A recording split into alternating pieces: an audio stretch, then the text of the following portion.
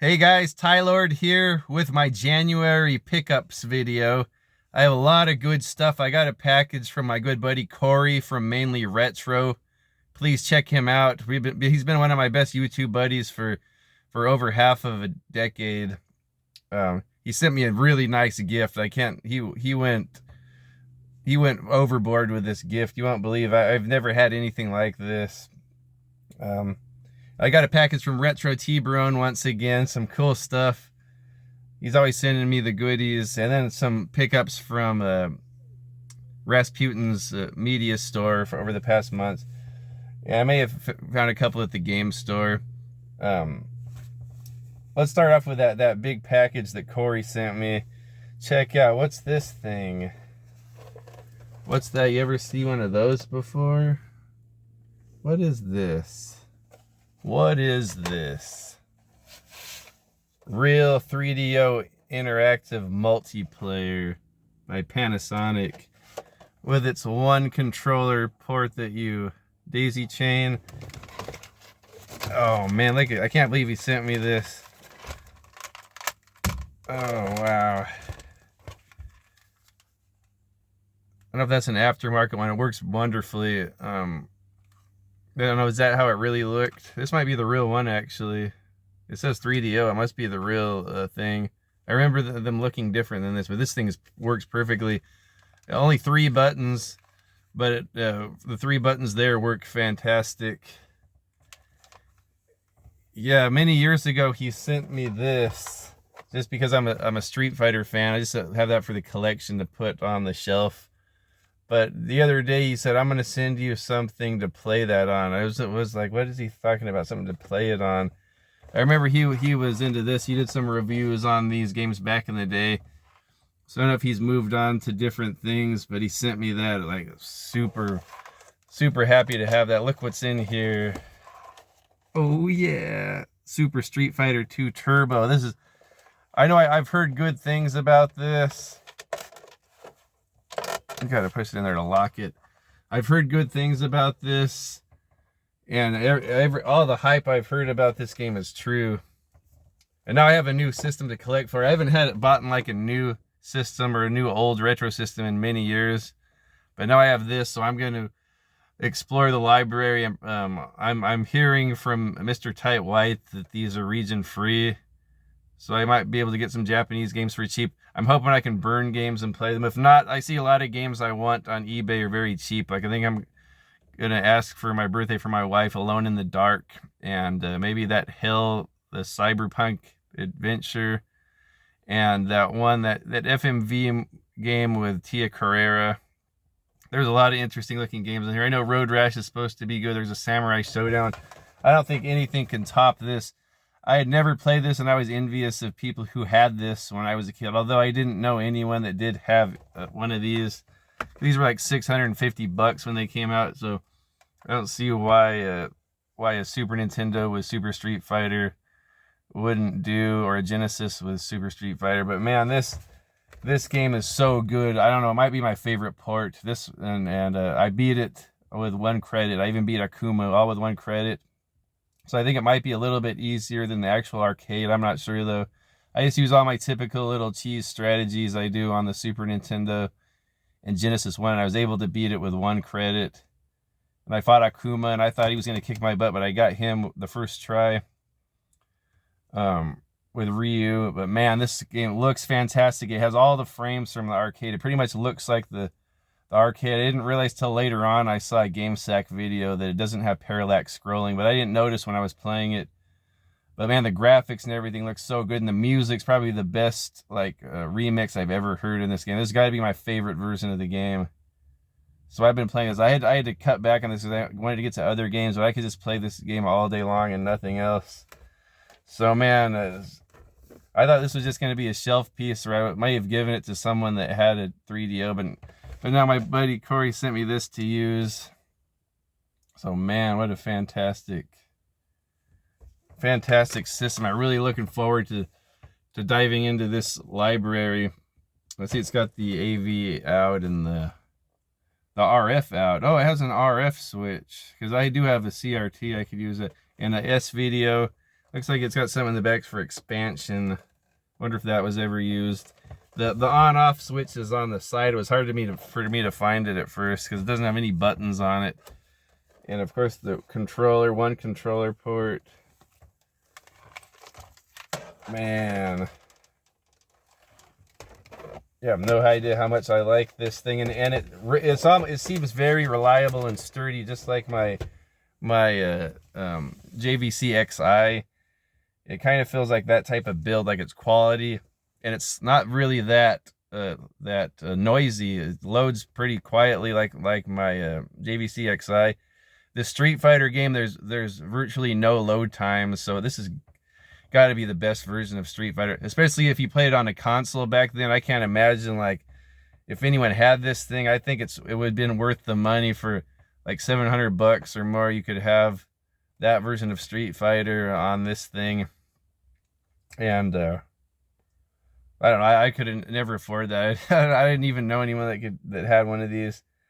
But man, yeah, super quiet. The Street Fighter load times, I know, like when I play something like Fatal Fury Special on my JVC XI, every time it goes to a new opponent, it load. This thing is maybe like a couple seconds. That doesn't even have a load screen. It just goes black, couple seconds, it comes on, blasting you with that fantastic Street Fighter remixed music. It's so good.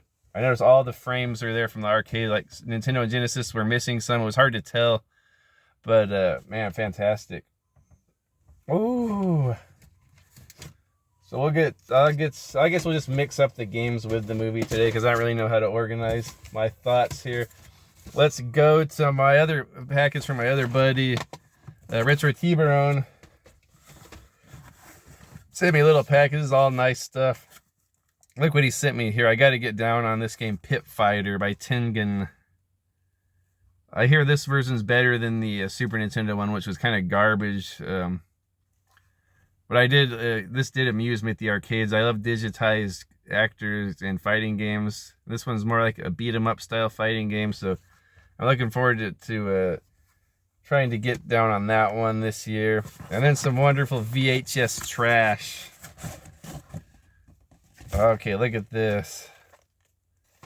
Here's another copy of David Lynch's Dune. I've talked about this many times. Wow, it was $20 back then. These things were expensive when I was a kid.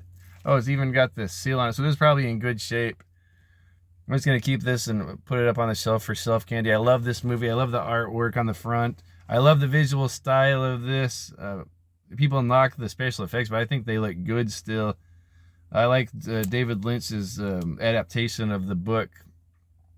I think it covers all the main key points or bullet points of the book.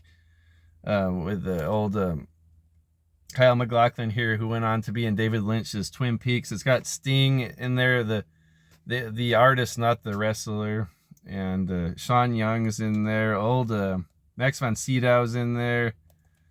What's his name?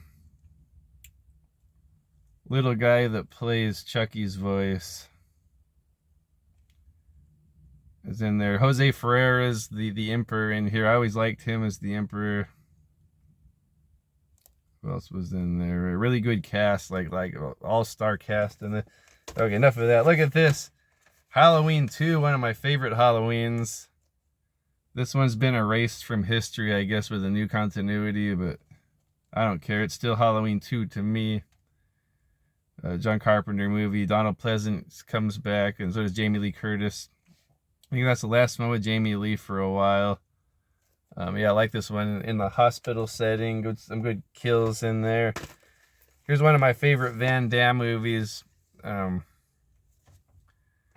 Cop, really good movie. Peter Hyams directed this. One of my favorite directors. This is one of my favorite Van Damme movies. Oh, super good sci-fi action movie. Ron Silver is a really underrated actor. He's the bad guy in this. He's a really good villain character in this. Time travel shenanigans. Van Damme meeting up with Van Damme as he usually does.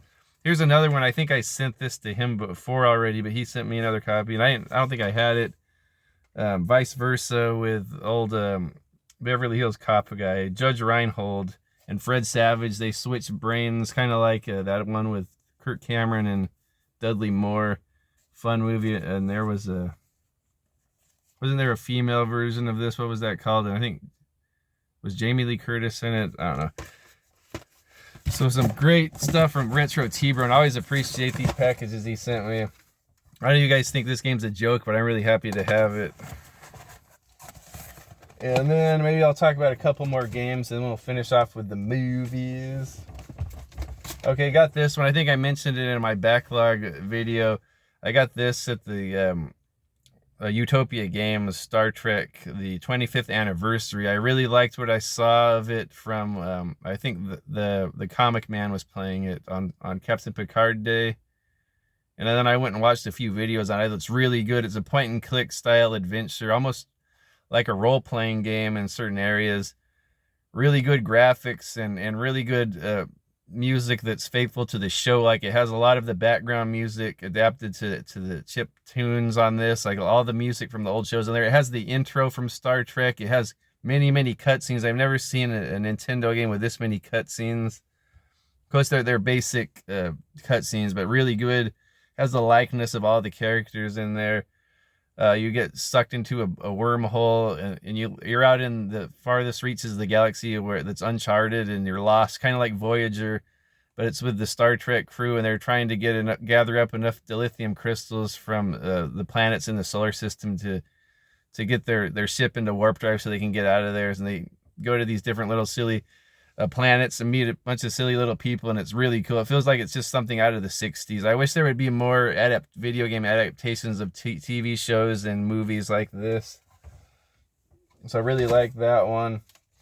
Found some games. I didn't know if these are a good deal or not. I just thought these were two games I like that I didn't have. Sniper Elite version 2 for 360. That's a really good third-person action, kind of stealth action sniper World War II game. And then Crisis 2, which I don't think I got it for $4. I don't think it's even worth that. But this is a game that, man, the graphics on this are so amazing. Like, I popped it in my Xbox 360. It looks like a brand new game to me. Like, the graphics and the style looks so good. And that's what's that engine? That Crytek Crisis, whatever it is. Okay, my boy Tight White was turning me on to this idea of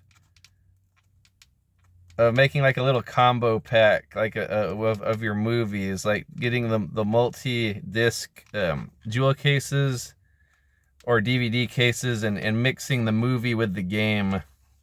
And so you have a nice little set of like say you have the Scorpion King movie and then the Scorpion King video game. I don't know if there's a Scorpion King video game, but you put it all together in one of those multi-disc cases and put it all together like one package. I had an idea to do that with this game here, 007 Everything or Nothing. I went ahead and did that. I made this nice multi-CD case. I got that idea from Mr. Tight White. Because I recently played this game for the first time. It's going to be one of the games I beat for 2024. I beat it in February.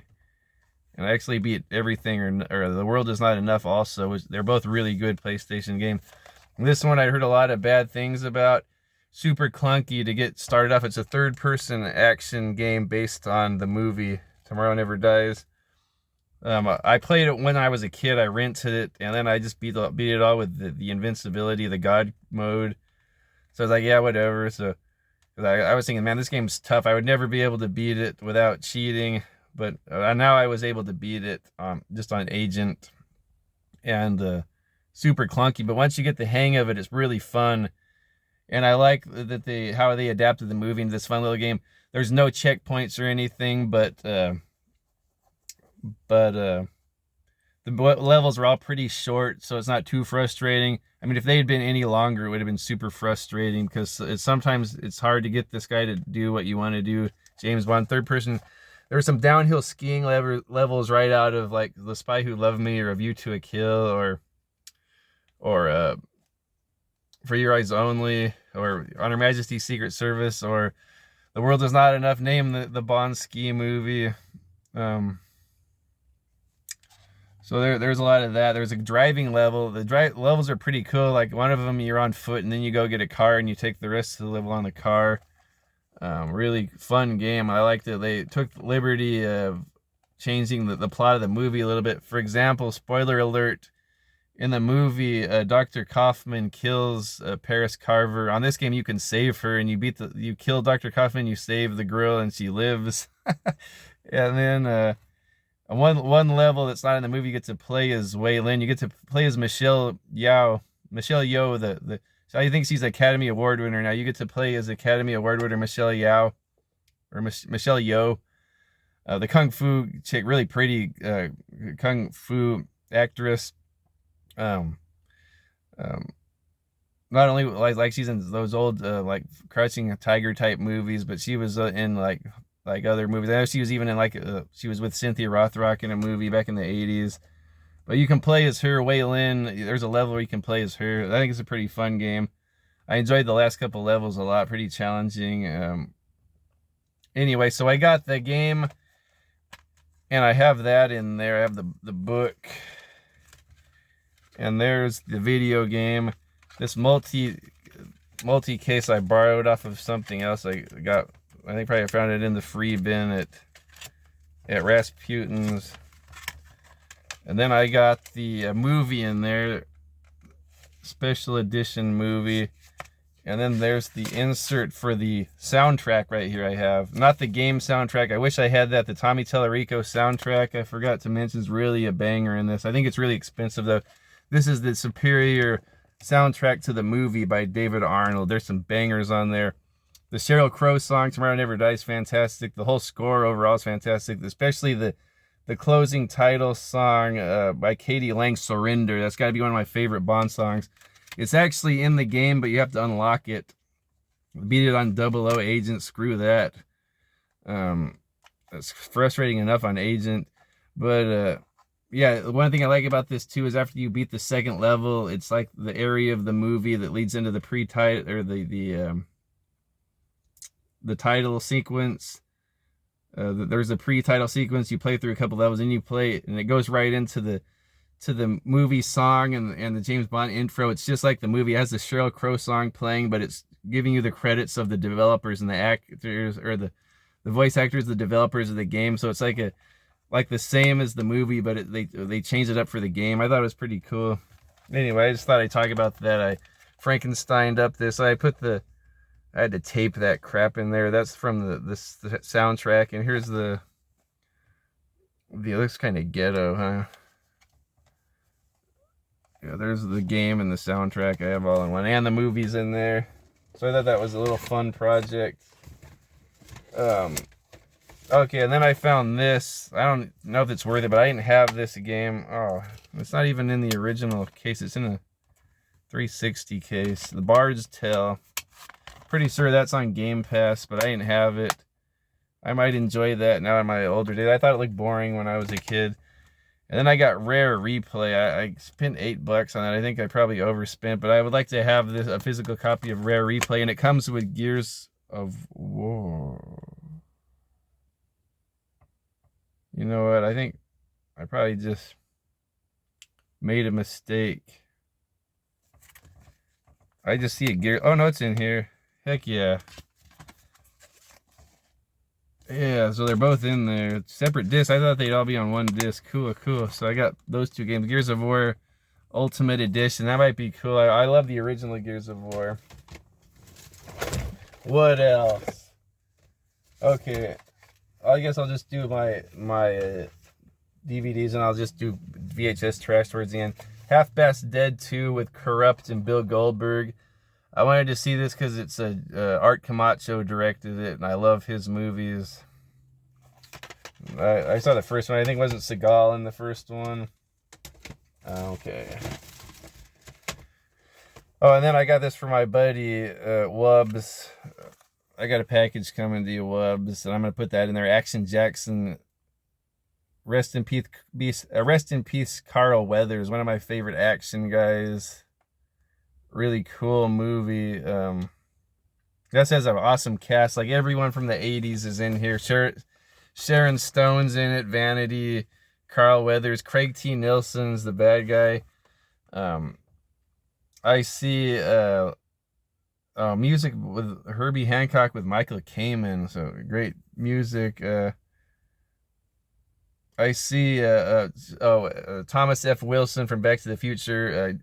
Biff is in here. Robert Davi's in it. A bunch of characters you see like from Arnold movies, like the guy that Arnold breaks his neck in the plane on Commando. Don't disrupt my friend, he's dead tired. That guy's in it. The big dude, the big Indian guy from Predator, his name's Sonny. He's in here. Mac from Predator's in it. All these 90s action guys are in here. Really fun movie. I think famed stuntman Bob Miner's in here too, like one of the bad guys, and James Liu, the kung fu guys in it. Like there's all kinds of those 80s action guys in here. So I thought I'd just take that time to talk about how awesome Carl Weathers is. Of course, he's awesome from Rocky and Predator, but he's had leading roles like this. They're awesome. Okay. Here we go, Yellow Submarine. I thought that might be worth something. The Beatles' Yellow Submarine. There's me. But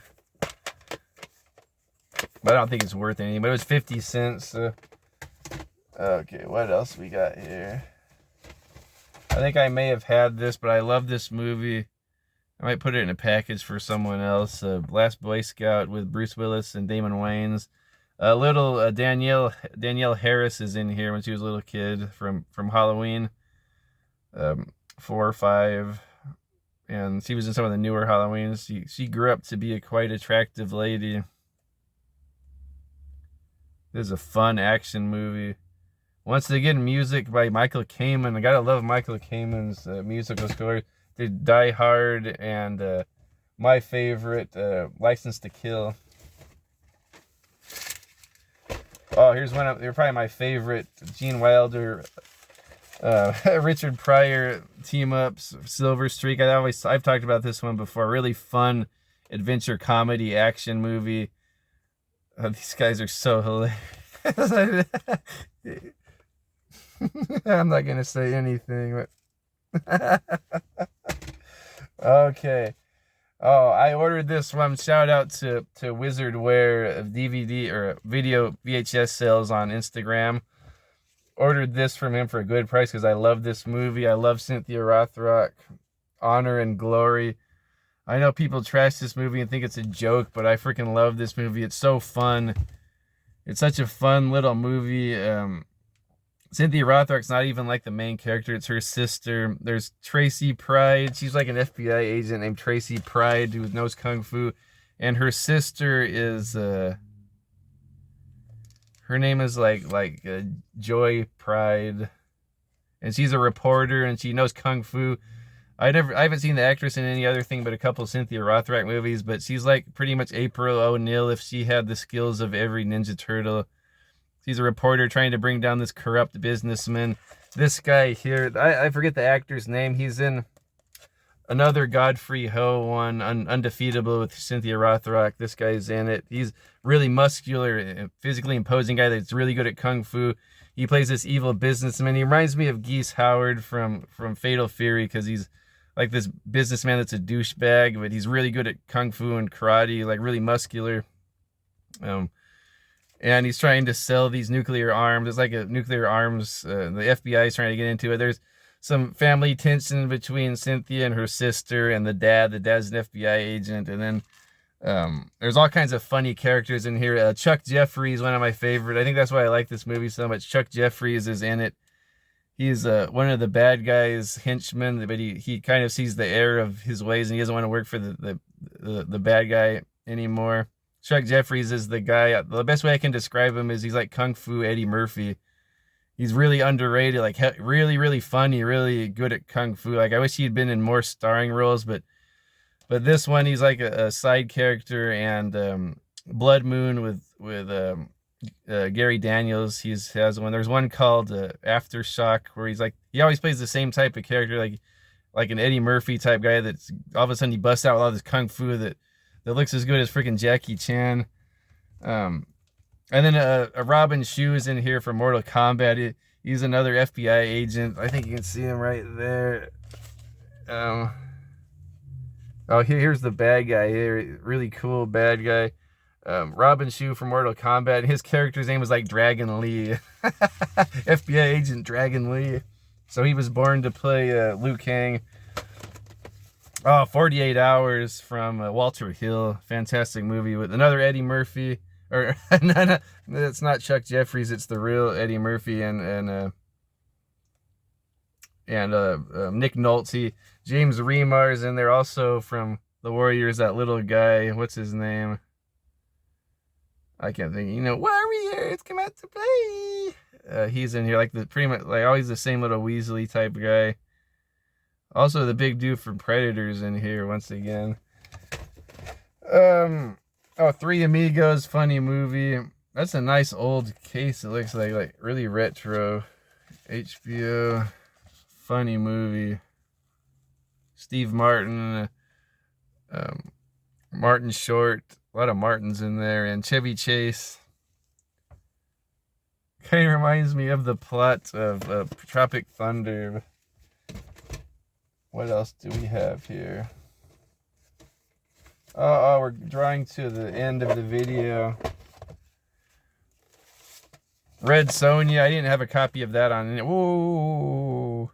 Red Sonia. I didn't have a copy of that on anything, so I'm happy to have that on VHS. These things are 50 cents, so I'll get them all day long. They're going to decorate my man cave soon. Bridget Nielsen, freaking fine in this. Arnold fine too. And then Ernie Reyes Jr. is in this. A little kid. Really cool fantasy adventure. I guess it's set in the same universe as Conan. I like to think this is Conan, this character. Calidor. I like to think like he's just traveling incognito. It's really Conan. I think they didn't have the rights to Conan anymore. Last one. I've talked about this before many times. Never Say Never Again. I love this movie. I don't care what anyone says about it. It's probably one of my favorite 80s movies. Directed by old Irvin Kershner that directed Empire Strikes Back. Yeah, I love this movie. I love Sean Connery. He's so cool and suave in this. He's kind of older in this, like in his 50s, but as suave as ever, as fit as ever. Oh, the beautiful women in here. Kim Basinger's in there and Barbara Carrera. Yeah, this is I think people just hate this movie because it's just made to spite the Cubby Broccoli Productions to spite Inflaming pretty much overall because the main writer, Kevin McClory, they were fighting over rights to Thunderball. I don't want to get into that, but I don't care. I love Thunderball, but I love this. I might even like this more than Thunderball. But I don't know if I like it as much as the John Glenn 80s James Bond movies with Roger Moore and Timothy Dalton, but this is up there. Oh, man. I guess we'll end on that. Oh, I don't want it to be over so soon. It's not even a half hour. No.